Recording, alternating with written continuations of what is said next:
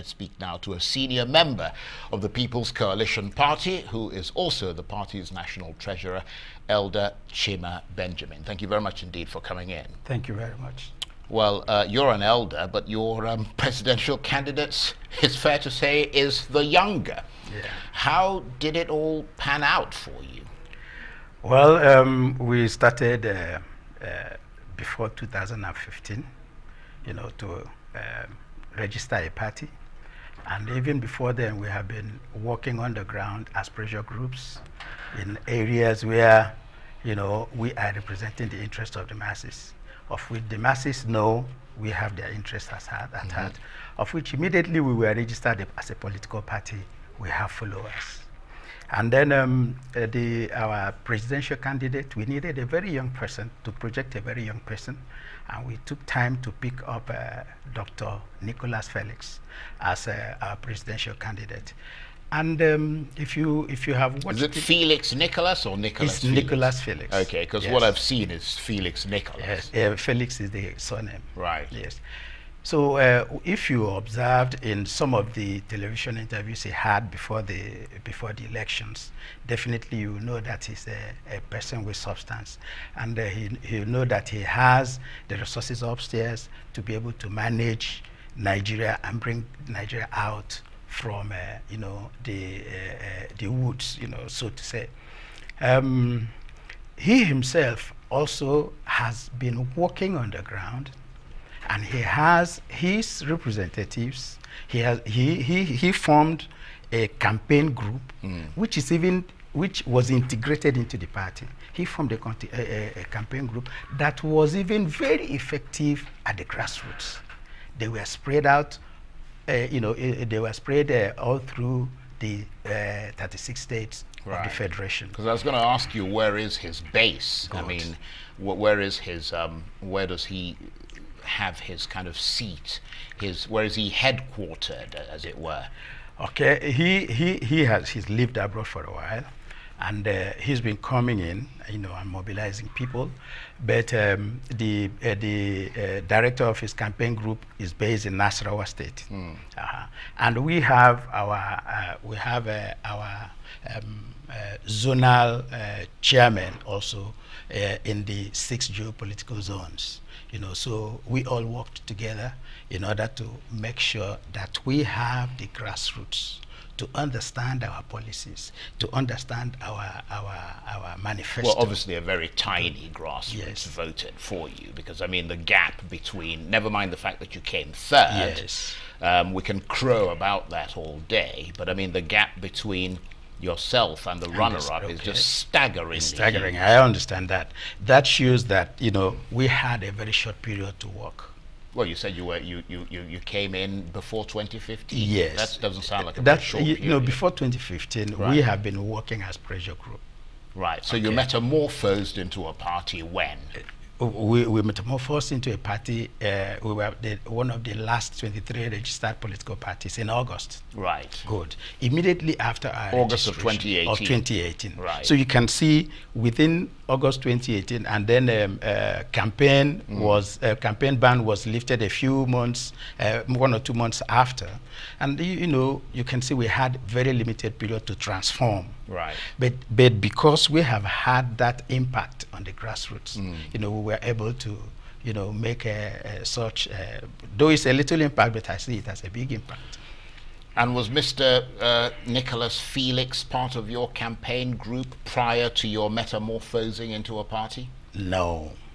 He was not, he was working on his own before our registration. But he was doing something similar? Something similar, yes. It was after our registration that we had to bring him on, because we shared the same ideas. Right. So where did you get the most votes? What part of the country did you get the most votes? We were consistent all through the states, very consistent. 2,000, 3,000, 4,000, 5,000, all through the states. Only in one state we scored about less than 1,000. What state was that? I think, let me see if I can find it quickly.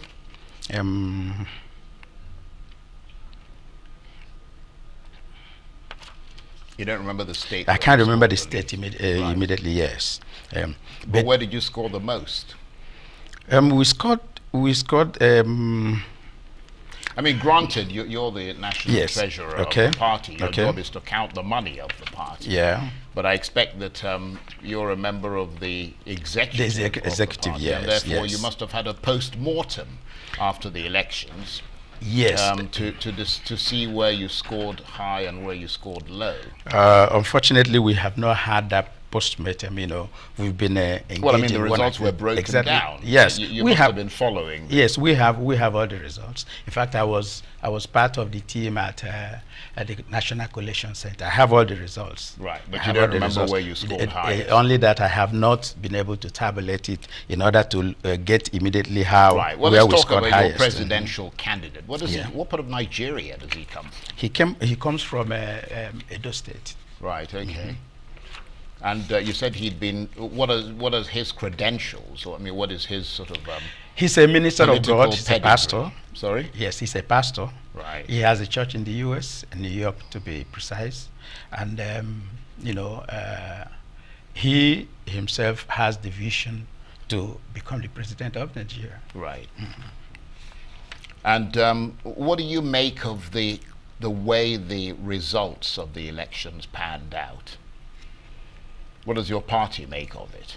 We believe that the result of the election did not portray the actual activity during the election. We believe that, and we are already consulting, in order to, to make that clear to Nigerians. And we are seriously thinking of going to court in order to call for an independent audit of the electoral results.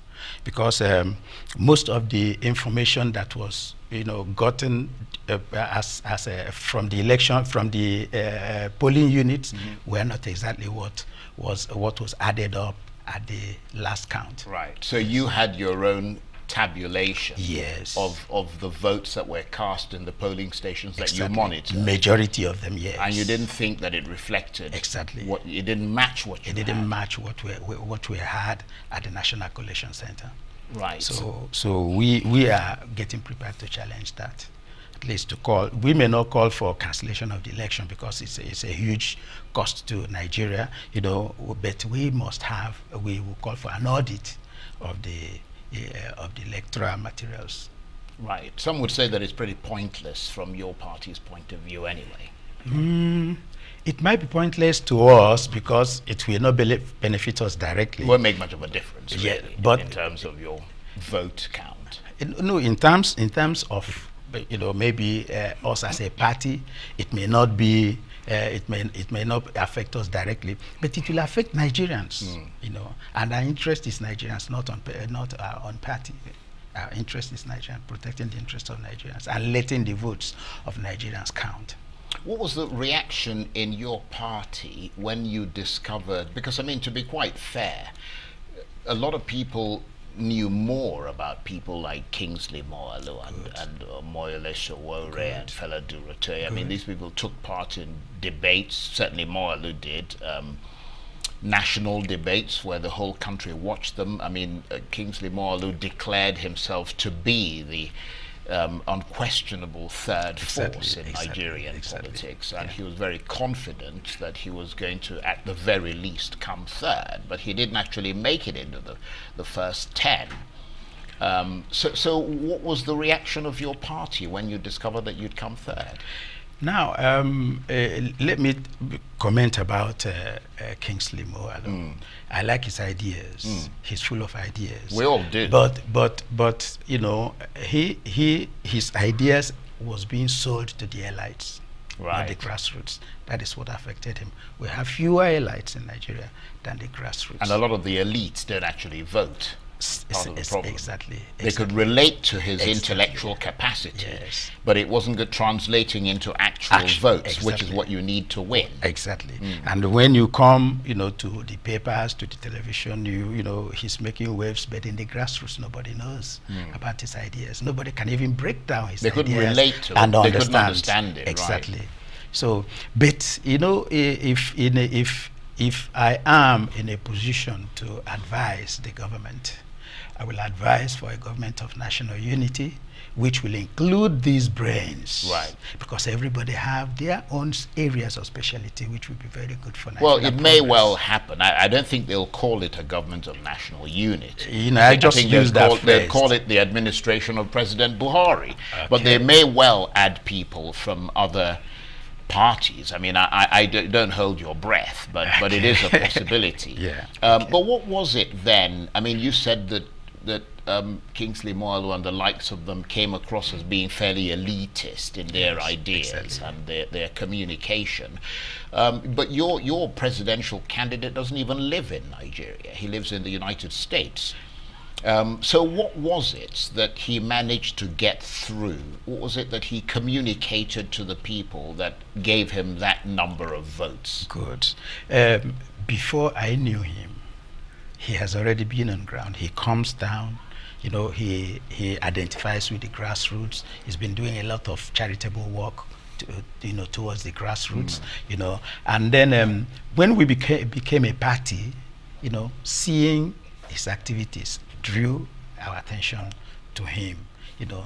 And by then he was coming to Nigeria and going, coming with programs and projects and going, you know. And within that period, he has won the hearts of people at the grassroots, the poor.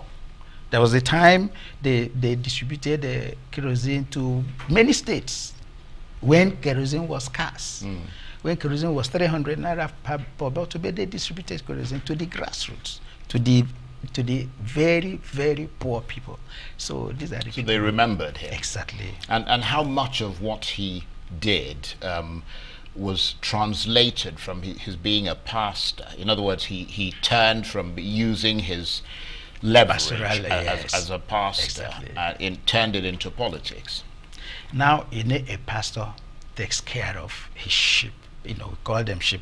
Well, ideally, that's what a pastor would do. Beautiful. We know of a lot of pastors who take from their sheep rather than looking after their sheep. There are some who take from their sheep, but he is one of those who take care of his sheep. Right. Yes, and that is his secret of success. So what's the next step now for your party? And before I actually ask you that question, I was going to ask you, beyond making a bit of noise and a bit of foray into the by coming third in the presidential elections, I mean, did your party, were you running for any other offices, parliamentary seats, for example? Because that election has held. Yeah. Anyway, yeah. Because of the short period we had from registration to campaign, we could not field any senatorial candidates. We had about 4 National Assembly candidates. No National Assembly candidates. Right. But we had 4 gubernatorial candidates and then 11 state assembly members. Right. Yes. Which we hope that they will come up, you know, during this. And you presumably you hope this presidential inroads that you've gained will be a boost in that direction. Definitely. Right. It will be a boost to all our candidates who are contesting. So what's the plan from here on? You know, they have always said that after elections that parties will go on sleeping. After this election, we will start work. We'll start work towards 2023. We don't have money bags, but we have our energy and our unlimited resources, and we know how to apply these resources in order to make an impact. So we will go all out to strategize and begin to, you know, strategize, have a focus towards 2023, and then begin to work according to our plans. And will there be perhaps a more, I don't mean to sound rude, but perhaps a more realistic focus this time in 2023? Because, I mean, given the gap between yourself and the runner-up and the winner, it just seems unrealistic to make a bid for the presidency. It might look unrealistic, but the fact is that in Nigeria, even the 2 candidates who were tops were not the most favorite candidates. Well, that's not the point. The point is who wins the most votes. Good. That, you know, the point is who wins the most votes. But, you know, Nigerians, they had an opportunity. I mean, they had an opportunity to choose, you know, out of 2 that they are not really. They do not really like. But by the time we come up, 2023 will be another story altogether, because we have come to see that we have Nigerians who can really work to get this country out of the woods and then develop this country. We have them scattered in all the political parties. You know, 2023 might be a different ball game altogether. And you resisted the temptation to go into coalition with anybody? Yes, at a point we went into coalition with CUPP. We went into. So you were part of CUPP, right? Yes, and in fact, within the last few days, presidential candidate, was on AIT, also to support Atiku Abubakar. Right. So yes. You're saying you were? You mean you are? We are. We are. Right. Now, you know what happened when we went into CUPP? We were our hierarchy. We were able to disseminate information to our people who were online. So even the people who voted were the grassroots, who were not able to even know that we went into a coalition. So, if we had gone all out on our own, so you weren't really campaigning towards the end for your presidential candidate. You were campaigning for campaigned for our presidential candidate up to some point. Right. And then we joined the coalition. And then everything was supposed to to move Atiku. Good. And I'm sure most of our people voted for Atiku, especially those in the cities. Otherwise, you would have got who were online. They voted for Atiku. Otherwise, we would have got more than that. Only the grassroots were the ones who could not, who still thought that we were still in the race, on our own. Right. So, where's your candidate now? He traveled out now. He'll soon be back. And what was his reaction to this extraordinary development? Well, his reaction is that we have a hope for 2023. Right. Well, and then the next activities will be on strategizing and planning. Right. Okay. I want to thank you very much indeed for coming in, and congratulations again to your candidate, Nicholas Felix, who was the presidential candidate of the People's Coalition Party. Yes. And you are, of course, the National Treasurer of the party. Thank you very much. Sorry, there is something. Very quickly. Okay. Very quickly, a lot of people have been saying that people voted for us by mistake. It was not by mistake. I like that. Our logo, every party had their symbol. What was your party's logo? Our symbol is a hand holding a hammer on a white background. That is what appeared on the ballot paper. But people, we are still showing that our flag, which is these colors, these colors were not. What was the point of the hammer? It was not. Hey, this is the hammer. Knock somebody's head off. we were trying to knock together the economy. Right. So this is what appeared. This is what appeared on the ballot paper. Not even the flag. Right. This is the flag. This is the symbol. And people are projecting that our flag and that of PDP is the same, and people made a mistake to. I want to tell the whole country that nobody made a mistake to vote for us. Okay. They voted for us because they know we can, protect their interest if they vote for us. Okay. Elder CHIMA Benjamin from the People's Coalition Party. Thank you very much. Thank you very much.